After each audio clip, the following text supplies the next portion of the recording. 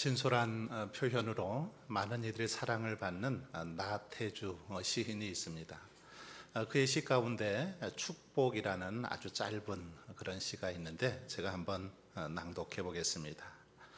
처음보다는 나중이 좋았더라.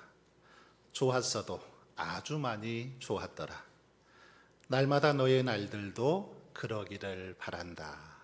아주 짧은 이런 구절로 된 시입니다. 짧은 시지만 축복이 무엇인지를 잘 보여주고 있는 그런 시가 아닌가 싶습니다. 여러분, 축복이 뭘까요? 축복은 처음보다 나중이 더 좋아지는 겁니다. 처음보다, 시작보다 나중이 더 좋아지는 것, 이것이야말로 복 아니겠습니까? 즉 처음에는 이것저것 잘 안 되었지만 나중에 점점 더 좋아지는 사람, 이것이 복받은 사람이죠. 끝이 좋은 사람이 축복을 받은 사람입니다. 그런데 반대로 처음에는 모든 것이 순조롭게 잘 풀리다가 인생의 마지막에 가서 엉망이 되어버린다면 어떨까요? 이것은 복받은 사람이라고 말할 수 없습니다. 결코 축복이라고 말할 수 없죠. 그래서 지혜의 왕인 이 솔로몬은 전도서 7장 8절에서 이렇게 말합니다. 일의 끝이 시작보다 낫고 일의 끝이 시작보다 낫다. 이 끝이 중요하다라는 말을 하고 있습니다. 왜 그럴까요? 그 이유는 바로 이 끝이 좋아야 그 인생이 복되기 때문이죠. 좋은 인생이기 때문입니다. 시작이 아무리 거창해도 화려해도 만일 끝이 흐지부지 끝나버린다면, 끝이 엉망이라면 이것은 복된 인생이라고 말할 수 없습니다. 그러나 시작이 미약해도 끝이 좋으면 사람들은 그것을 축복이라고 그렇게 말하는 것입니다. 여러분, 전도서를 썼던 솔로몬, 이 솔로몬은 우리가 잘 아는 것처럼 정말 전무후무한 지혜를 가진 그런 왕이죠. 인생의 부귀영화, 희로애락을 다 경험했던 왕이 바로 솔로몬입니다. 솔로몬은 인생의 모든 그 과정들을 다 경험한 이후에 그는 그 인생을 관찰하면서 시작보다 끝이 낫다라고 그렇게 말하고 있습니다. 그런데 이렇게 말한 데에는 이유가 있죠. 그것은 이 끝은 모든 것을 말해주기 때문입니다. 끝이라는 것은 앞에 모든 것을 다 말해주기 때문에 끝이 중요하다라는 거죠. 그러므로 우리는 어떤 일을 평가하려면 끝을 지켜보아야 됩니다. 끝까지 잘 되어지는지 잘 지켜봐야 되죠. 예를 들면 어떤 학생은 3년 내내 정말 우수한 성적으로 그렇게 지냈습니다. 그래서 주변의 사람들 좋은 대학에 다 진학하리라 기대했죠.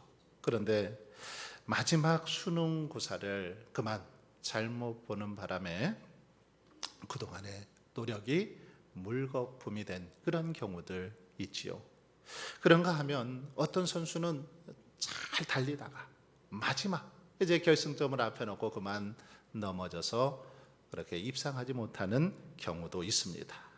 여러분, 그러므로 어떤 사람이 신앙생활을 잘 하고 있는지 알려면 어떻게 해야 될까요? 끝까지 그 사람이 믿음을 지키고 있는지, 믿음을 지켰는지를 보아야 합니다. 한 가정이 복된 가정인지를 알아보기 위해서는 그 가정이 끝까지 정말 서로 형제간에 우애하고 사랑하고 신뢰하며 살아가는지를 보면은 알 수 있습니다. 학계 2장 9절에 보시면 하나님은 그런 말씀을 하십니다. 이 성전의 나중 영광이 이전 영광보다 크리라, 이런 말씀을 하십니다. 이제 성전을 지어놓고 이 성전의 나중 영광이 이전 영광보다 클 것이다, 이런 말씀을 하죠. 이 말씀은 처음보다 나중이, 그리고 시작보다 끝이 좋아야 될 것을 가르쳐 주시는 그런 말씀이죠. 즉 과거의 영광이 아니라 미래의 영광, 앞으로의 영광을 기대하며 살아갈 것을 말씀하는 그런 말씀이기도 합니다.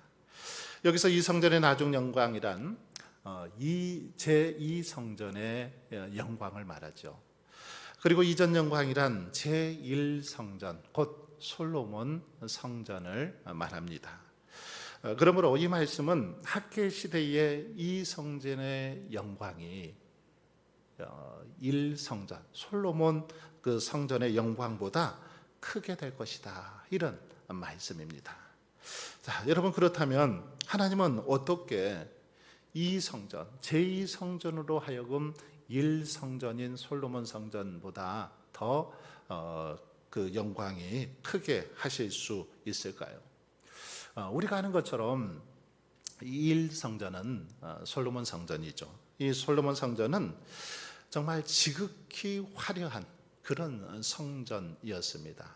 오랜 시간 걸쳐서 성전이 지어졌고 최고급 재료를 가지고 최고의 기술자들이 지은 성전이 바로 솔로몬 성전입니다. 솔로몬 성전은 그 재료나 비용만으로도 어마어마하죠. 천문학적인 그런 그 재정이 들어갔습니다. 재료들이 들어갔죠. 다윗은 이 성전을 짓고 싶었지만 짓지 못하고 이제 아들 솔로몬이 짓게 되는데, 다윗은 성전을 짓기 위해서 많은 그런 재료들을 준비했죠. 성경을 보니까 금 3,000달란트와 수는 7,000달란트, 그리고 달란트를 드렸고, 백성들 역시도 성전 건축을 위해서 금 5,000달란트, 금다리 1만과 은 1만 달란트, 놋 1만 8천 달란트와 철 10만 달란트를 드렸다라고 말하고 있습니다. 이건 어마어마한 정말 천문학적인 그런 비용입니다. 뿐만 아니라 그 외에도 각종 보석들을 헤아릴 수 없을 정도로 그렇게 많이 준비하고 들여서 지은 성전이 바로 솔로몬 성전입니다. 또한 솔로몬 왕은 성전 건축을 위해서 이 레바논에서 아름드리 그 아름드리 백향목을 수없이 운반해 왔습니다. 이렇게 솔로몬 성전은 아주 값비싼 그런 재료들로 만들어졌습니다. 그리고 그 성전에는 언약궤도 있었고, 또 하나님께서 직접 하늘로부터 내려주신 거룩한 불도 그 성전에 있었습니다. 뿐만 아니라 그 성전을 하나님께 봉헌할 때 하나님의 영광이 그 안에 충만했던 것을 볼 수 있습니다. 자, 그에 비해서 이 성전은 어떻습니까? 이 성전은 바로 스룹바벨 성전인데, 이 성전에는 최고급 재료가 사용되지 않았습니다. 최고의 기술자들이 지은 것도 아니죠. 은과 금으로 장식되지도 않았습니다. 그뿐만 아니라 이 성전에는 언약궤도 없었고 거룩한 불도 없었습니다. 뿐만 아니라 이 성전을 봉헌할 때는 하나님의 영광이 충만하게 나타났다, 이런 내용도 성경에 기록되어 있지 않습니다. 참으로 어쩌면 초라하기 그지없는 성전, 포로 귀환기에 지어진 성전이기 때문에 그렇지 않겠습니까?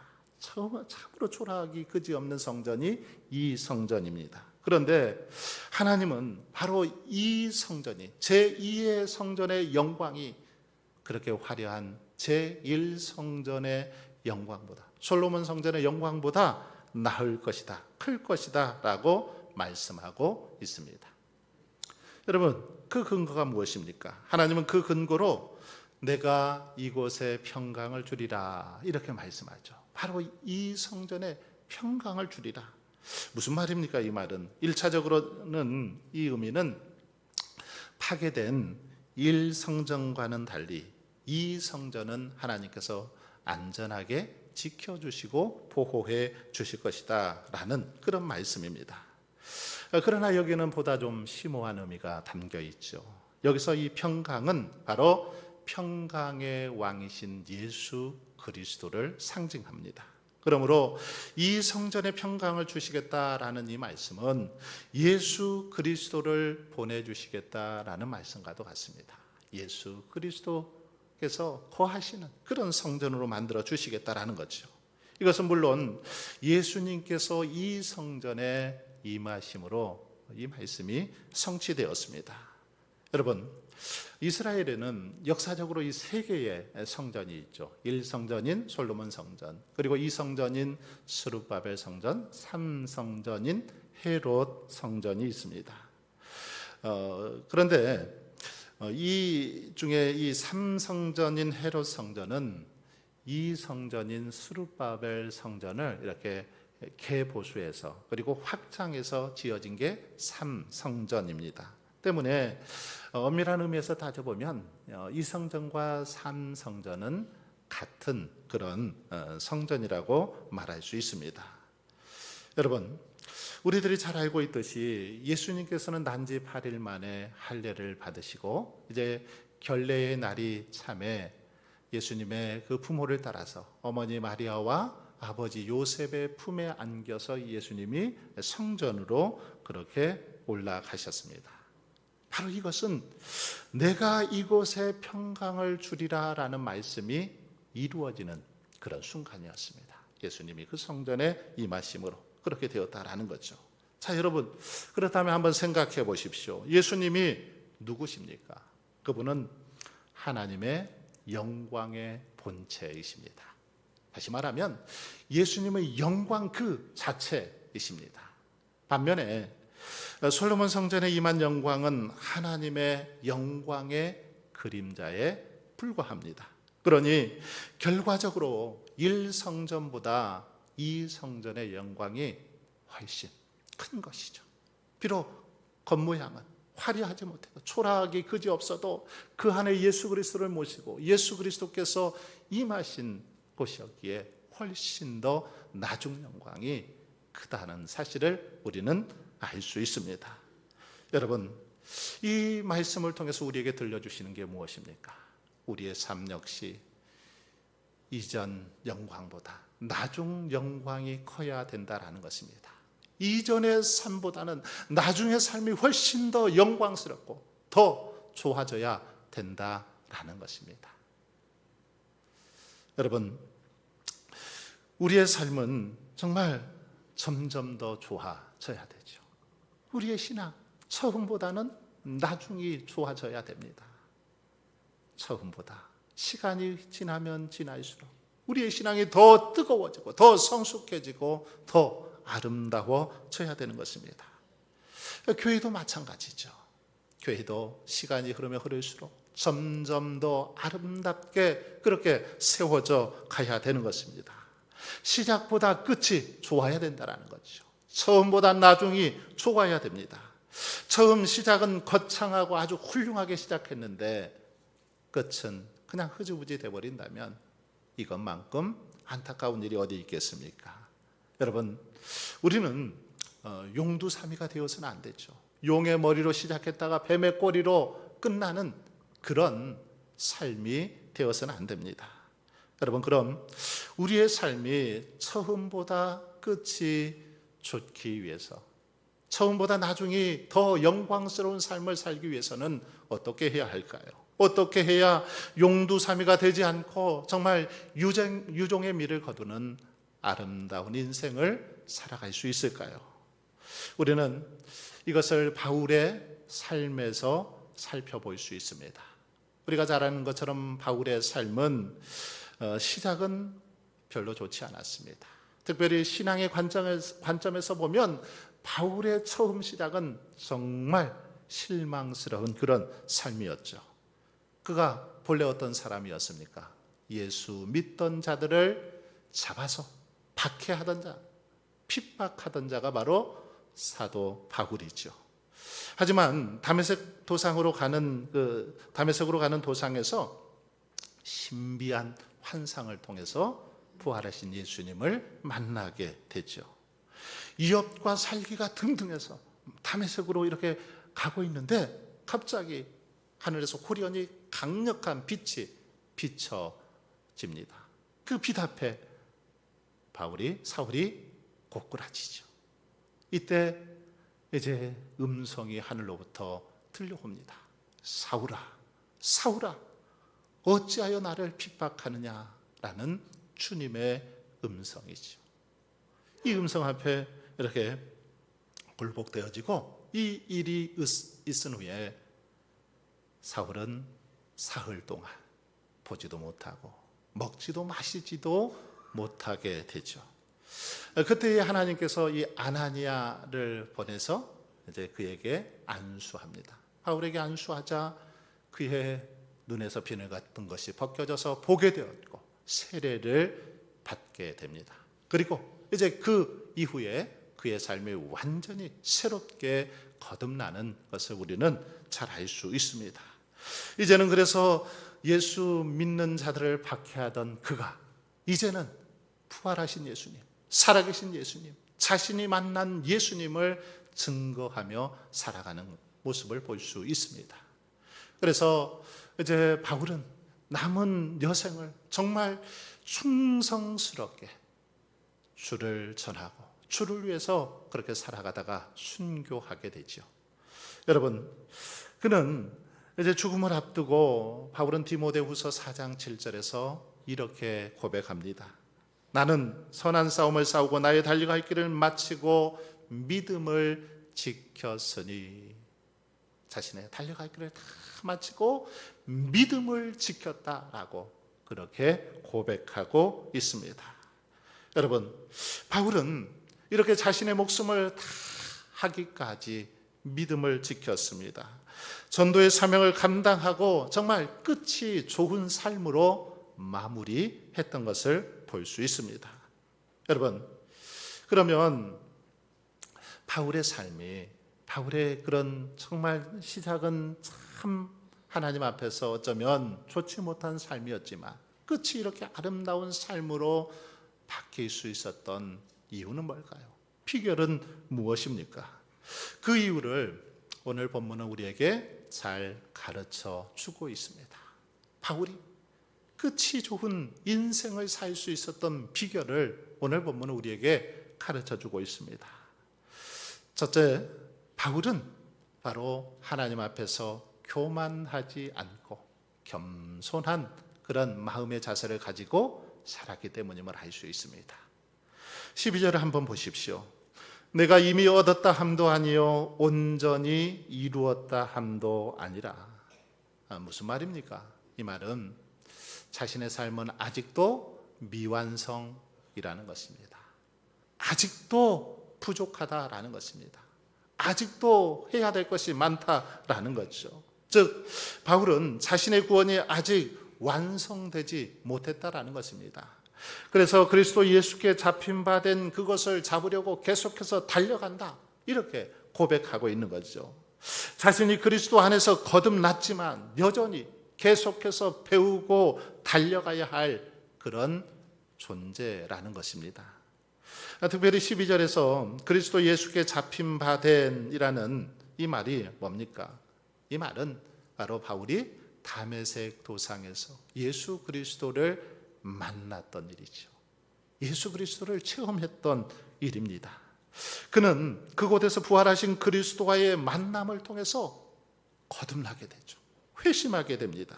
자, 그런데 그의 회심은 믿음의 경주에 있어서 끝이 아니라 시작일 뿐이었죠.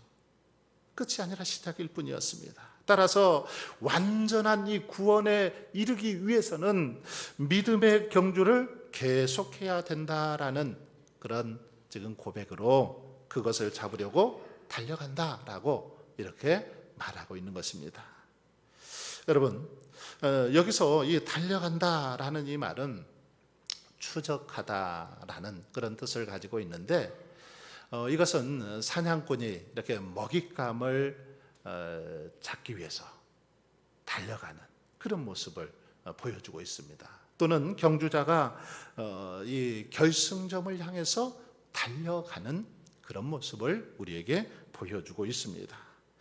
우리는 여러분 이 말씀에서 특별히 사도 바울의 자만하지 않고 정말 그리스도를 배우고 닮아가고자 하는 진지하고 겸손한 바울의 모습을 볼 수 있습니다.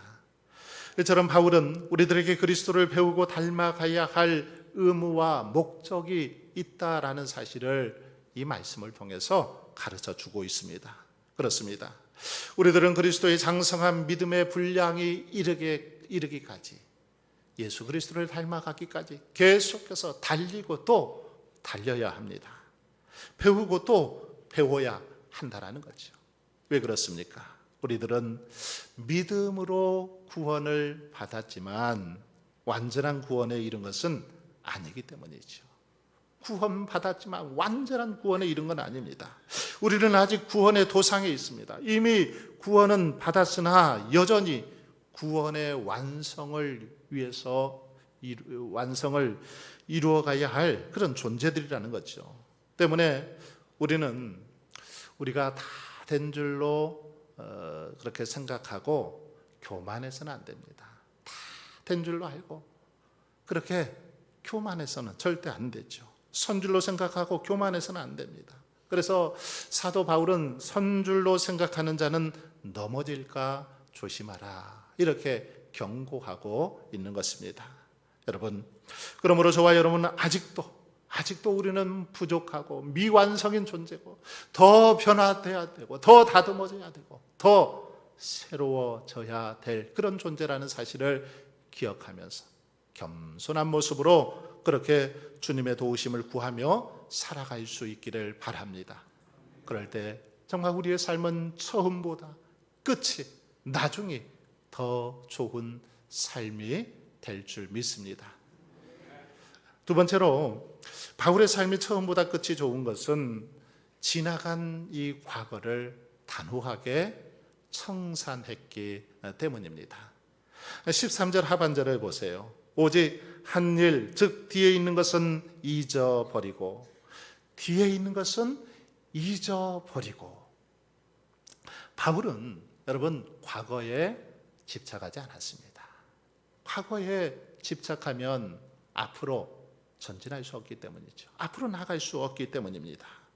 생각해 보십시오. 경기에 나가는 자가 집에 있었던 집안일을 생각하고 또 자식 걱정을 하고, 예를 들어서 돈 걱정을 하면서 경기에 임한다면 어떨까요? 좋은 결과를 얻을 수 있을까요? 그럴 수 없습니다. 이것은 합당치 않죠. 다 잊어버리고 경기에만 집중해야 됩니다. 여러분, 과거는 이미 지나간 역사죠. 이제는 되돌릴 수 없습니다. 어쩌면 그것은 엎질러진 물과 같습니다. 아무리 후회하고 이제 울어도 소용이 없습니다. 힘이 되어진 거 어떻게 하겠습니까? 과거에 집착해서 얻을 거 아무것도 없다라는 것이죠. 그러므로 바울처럼 뒤의 것은 잊어버리고 앞을 바라보며 나가는 것, 이것이 지혜로운 성도들의 모습입니다. 특별히 본문에서 뒤에 있는 것은 이 과거 자체를 다 잊어버려라, 이런 말이 아닙니다. 뒤의 것은 특별히 세상의 일, 세상의 것들을 잊어라 버리라는 겁니다. 자, 그렇다면 구원의 도상에 있는 성도들이 잊어야 할 과거의 일 무엇입니까? 먼저 이미 얻었다고 생각하고 이루었다고 생각하는 그런 것들이죠. 즉 우리의 어떤 자랑거리, 그리고 우리의 어떤 성과입니다. 성공했다고 자랑만 하면 어떨까요? 거기에 안주하기 쉽습니다. 더 이상 전진이 없죠. 그리고 뭔가를 자꾸 자랑하다 보면 자기도 모르는 사이에 점점 더 교만해지는 것입니다. 우리들이 성과를 이룬 거, 여러분 우리가 능력이 있어서입니까? 아니죠. 주님의 은혜이지요. 주님께서 도우시고 인도해 주셨기 때문입니다. 그러기에 우리는 주님께 감사할 따름이지 자랑하거나 교만해서는 안 되는 것입니다. 다음으로 지난날에 잘못한 것을 잊어버려야 합니다. 잘못한 것에 집착하면 낙심하기 쉽고 또 전진할 수 없기 때문이죠.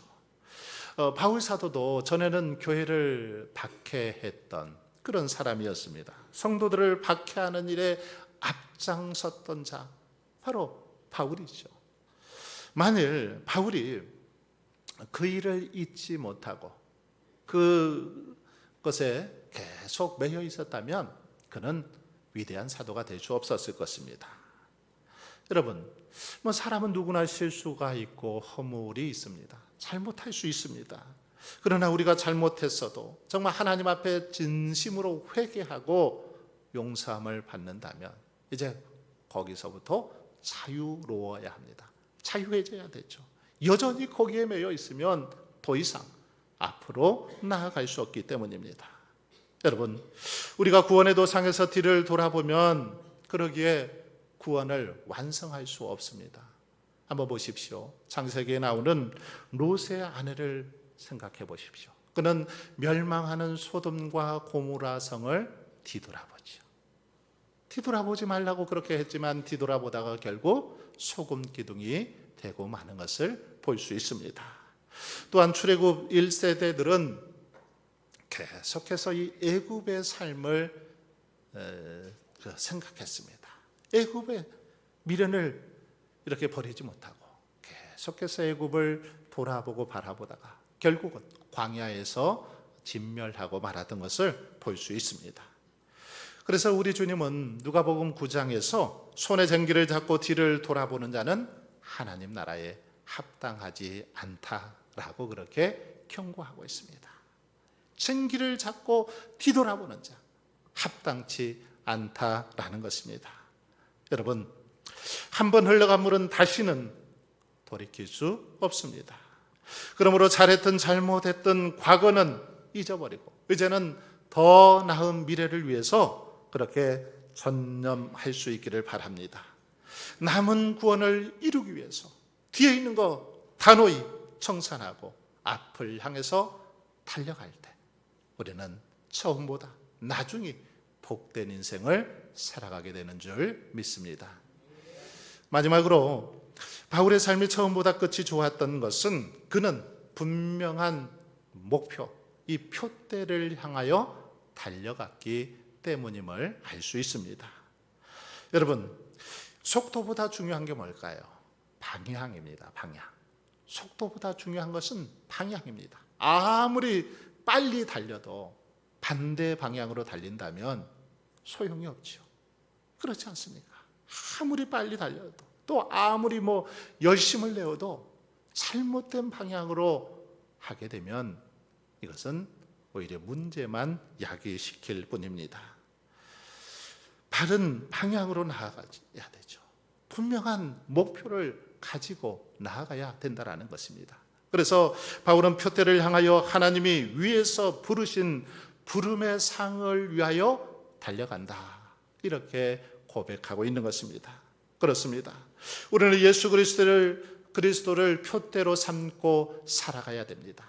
예수 그리스도의 인격, 예수 그리스도의 성품, 예수 그리스도의 사랑과 섬김이 우리의 표대가 되어야 됩니다. 예수 그리스도를 닮아가는 것, 이것이 우리의 목표가 되어야 됩니다. 그럴 때 우리는 정말 끝이 좋은 그런 믿음의 삶을 살아가게 될 줄 믿습니다. 사랑하는 성도 여러분, 믿음의 사람들의 인생을 보면 공통점이 있습니다. 그들의 인생은 처음보다 나중이 좋았다라는 거죠. 처음보다 나중이 더 복된 삶을 살았습니다. 요셉을 보십시오. 요셉은 노예로 팔리죠. 그리고 감옥에서 옥살이를 했지만 그는 묵묵히 하나님을 의지했고 하나님만을 바라보며 살아갈 때 애굽의 국무총리가 되는 복을 누리게 되었습니다. 다윗은 어떻습니까? 양치기, 목자에 불과했지만 온전히 하나님만을 의지하며 살아갔을 때 그는 이스라엘의 정말 왕이 될 수 있었습니다. 바울은 박해자에서 위대한 복음의 사도가 되었습니다. 여러분, 우리 하나님은 우리들에게 끝이 아름다운 인생을 살아가기를 바라십니다. 뒤로 물러가는 믿음이 아니라 더 깊어지는 믿음, 더 뜨거워지는 믿음, 더 아름답고 성숙한 믿음으로 우리의 삶이 그렇게 변화되어지기를 원합니다. 지금보다 끝이 더 좋기를 바라고 더 아름다운 인생의 마침표를 찍기를 바라신다라는 것입니다. 바라기는 정말 저와 여러분의 삶이 이런 삶이 되어질 수 있길 바랍니다. 그러기 위해서는 오늘 본문의 바울처럼 교만하지 않고 더욱 겸손해야 될 줄 믿습니다.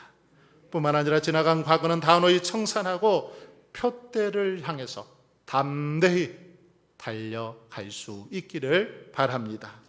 그래서 어제보다는 오늘보다는 내일이 더 좋은 삶, 더 아름답고 복된 삶을 살아갈 수 있기를 주님의 이름으로 축원합니다.